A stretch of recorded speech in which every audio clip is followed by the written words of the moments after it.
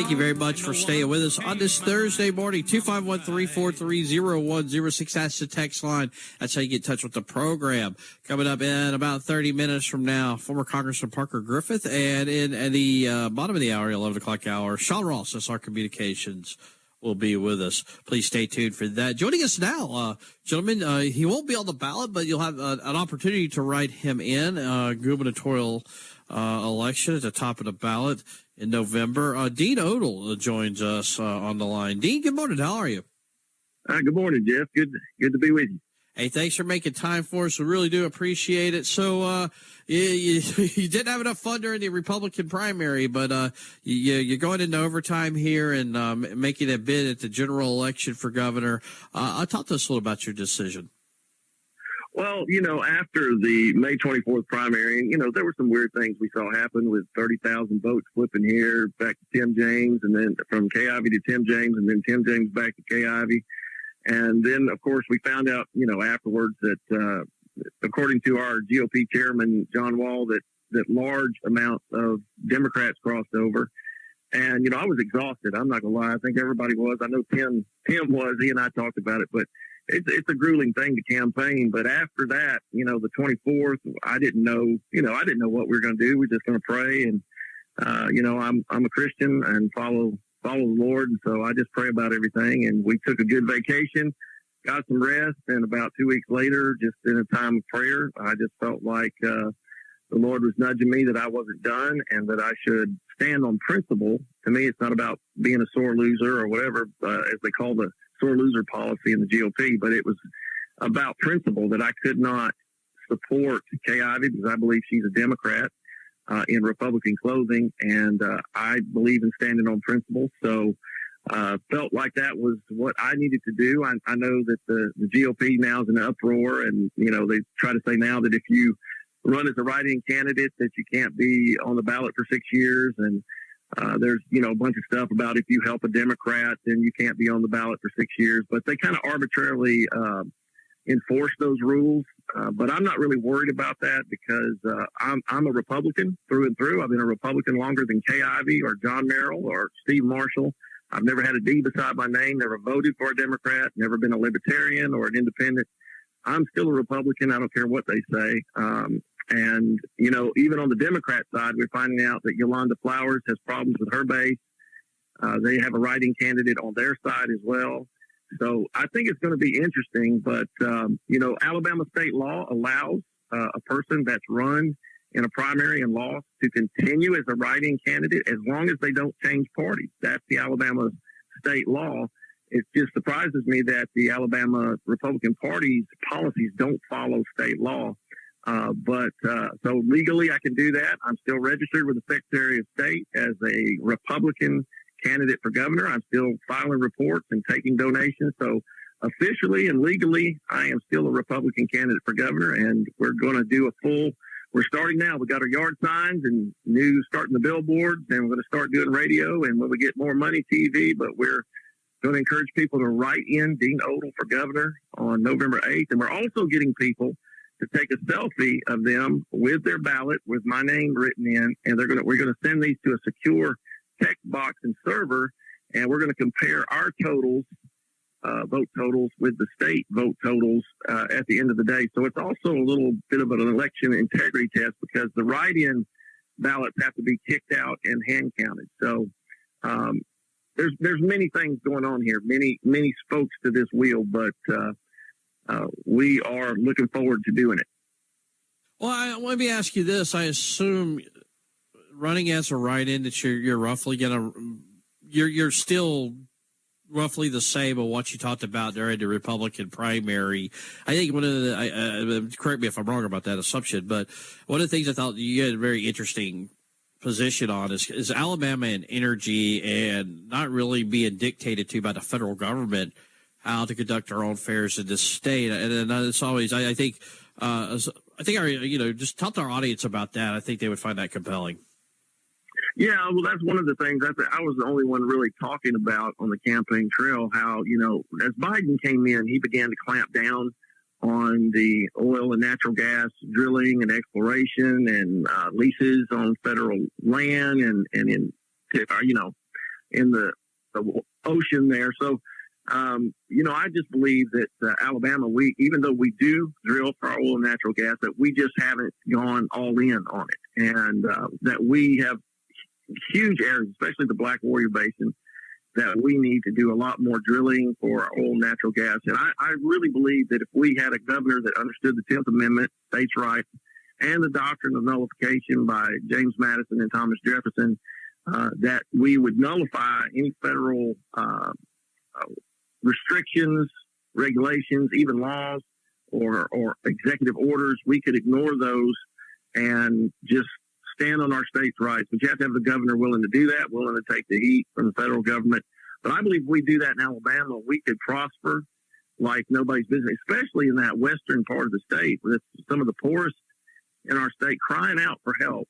That would be an area that would be blessed. Of course, your area down in Mobile and Baldwin County, we would prosper. We would bring in revenue. We would attract business. We would be, build refineries. Another thing I wanted to do, and be more energy independent here and prosper. And that way we could taxes and doing a real school voucher program and, just doing things that we should do as true conservative Republicans about shrinking the size of government, lowering taxes, paying our bills with our own resources. And we could really prosper here. And I've read the geologist surveys and everything else. So we're not even scratching the surface of what we have. But, of course, the Biden administration is standing in the way of that. What are you hearing from folks? Now that you're zigzagging in the state, and we're beyond the noise of the primary, because there was a lot going on during that Republican primary. And obviously the Senate race was on everybody's mind, and you had a crowded gubernatorial field. But now that you're out and about, it kind of, some of that maybe clutter has gone away. Has much changed on the campaign trail? Well, I think people were really, I can tell you this much, the true conservative Republicans in the state were really upset by the election, especially when it came to Katie Britt defeating Mo Brooks. And then no one believed. I traveled the state for over 2 years. No one believed, even candidates I talked to, candidates for other races, candidates in my race, nobody believed Kay Ivey would win without a runoff. And so there's a lot of people really disappointed in that. Of course, turnout was terrible.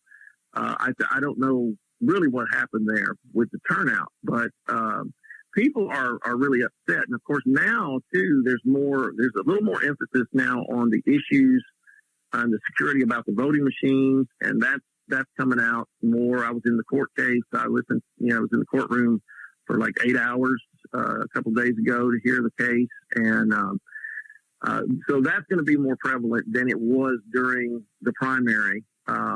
Even though it kind of got, hot there at the end, but it's still going to be an issue. But I think all of the issues the same. I mean, I've had some Republicans say, well, running as a write-in, you're just going to help get a Democrat elected. And I said, well, which one?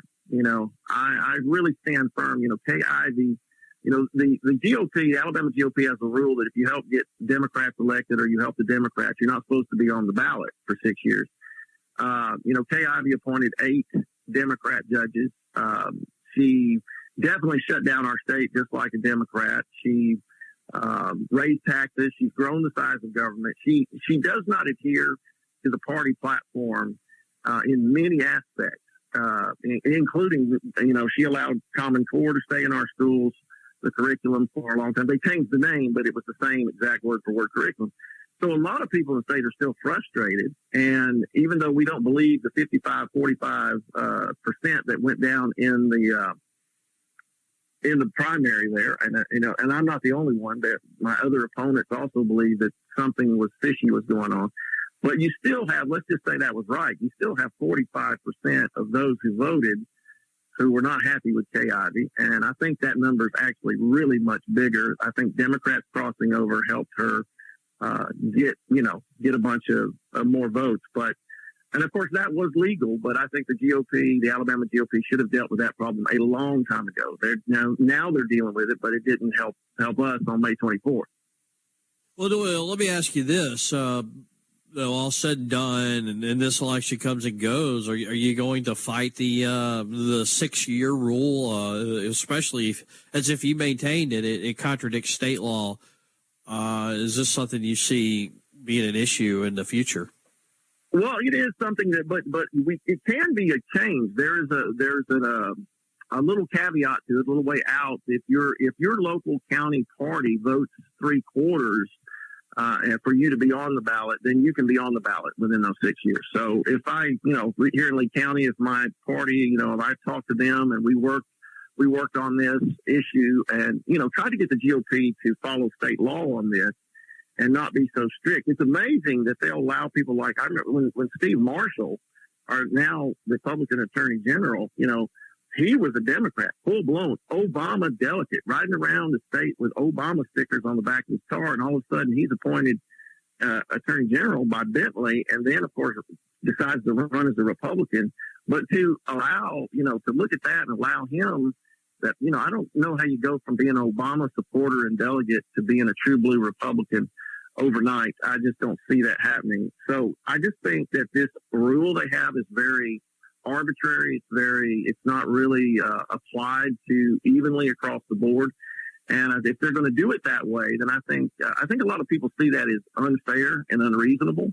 I'm a hardcore, true blue, conservative, constitutionalist, Republican.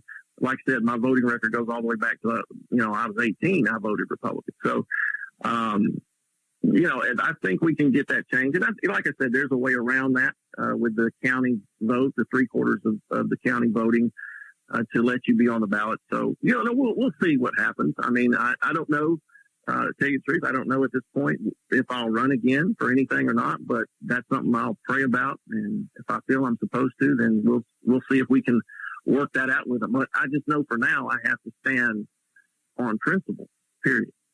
Joined by Dean Odle, write-in candidate for governor here in Alabama. Dean, tell me this. What do you think of closing primaries, particularly for Republicans, and making it to where you have to register or claim an affiliation with a party to participate in that primary? Do you see that as positive, or do you have feelings on that either way? Yeah, I think it's a positive because in our state where you have such a strong conservative and Republican population, it's huge. To allow the Democrats to cross over and vote in a Republican primary is allowing them basically to participate in choosing who the Republican nominee is. And I believe only true Republicans should choose who they want their nominees to be. I don't believe the Democrats should have say in that, just like I don't believe I should be able to go in and try to choose their nominee for them. I think that's a good thing. I think for any party that they would be able to choose their own candidates without interference. I know there's people that argue, well, in our state like ours, the Democrats don't have much of a voice, so they should be allowed to influence. But I just don't believe that. I believe we should fight for our principles. And since we have that majority, and if we win the elections, and we're supposed to, winning elections, you're supposed to be able to implement your policies, your beliefs, your values, and that's just the way it goes. So I just don't, I don't believe we should be trying to influence who each other's nominees are. That let each party decide that. Well, do you think that since we are under one-party rule and the Democrats, unless you live in a place in the state where the local officials are Democrat, I mean, there's little incentive to participate in a Democrat primary, but that kind of dilutes the Republican Party somewhat. That you don't necessarily get to the DeSantis type of candidate, because in Florida they have two viable political parties. Alabama with one-party rule, well, everybody's kind of put into the same pot, right? And maybe you don't have that true brand of Republicanism or even Democrat liberalism. Well, here's the thing I believe about Alabama, and I think all my opponents in the gubernatorial race would agree with me. We had these discussions when we were with each other, that our state, you really look at a lot of the people who say they are Republicans really do not govern or put forth legislation or whatever as true conservative Republicans. So I would say a lot of what we have in the legislature and now in the governor's office and so on, we have really have Democrats. I would say Republican light, whatever you call it. Some people call it rhino Republicans in name only. I just see like again, the principles of conservatism, of being a true, Reagan Republican, is shrinking government, lowering taxes, all of those things that we see. Kay Ivey did the opposite. She raised taxes. She's grown the size of government. So in reality, she has governed like a Democrat. And when she shut down the businesses, churches, and schools during the pandemic, she did it just like the Democrat governor, Gavin Newsom. She shut down, not quite as hard, but it still was pretty much the same. The mask mandates, the insulting of the unvaccinated. Those things right there, everything she did during that time period, ignored the Constitution, the First Amendment. And also, she governed like a Democrat. Governor Bentley, who was so-called Republican, as well as Bob Riley, they claimed to be Republican and conservatives, but when they came in, tried to raise our taxes by billions of dollars. I just don't see that we've had a lot of true conservative Republicans in the legislature or in the governor's office for years.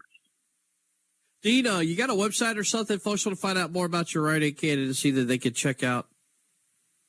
Absolutely. It's just simply Dean Odle, DeanOdle, Dean Odle for FOR governor.com. So Dean Odle for governor.com. And then, of course, we're on Facebook and Instagram, and you just type us in. We're on Rumble. I got kicked off of YouTube, of course. Like I said before, I'm the most censored gubernatorial candidate in Alabama history. So my YouTube channel was terminated during the campaign. But you can find me, like I said, on Facebook, Rumble, and of course our website is full of, we've been updating the website here recently. Yard signs are available now. So DeanOdleForGovernor.com. Dean, we appreciate your time. We'll talk again soon. Man, thanks, Jeff. No problem. All right, guys, we got to get a break in here. We'll be right back. This is the Jeff Poor Show on FM Talk 106.5. 100 up, beating on the drum. They stepped so high and they made the bugles ring. We stood beside our cotton bales.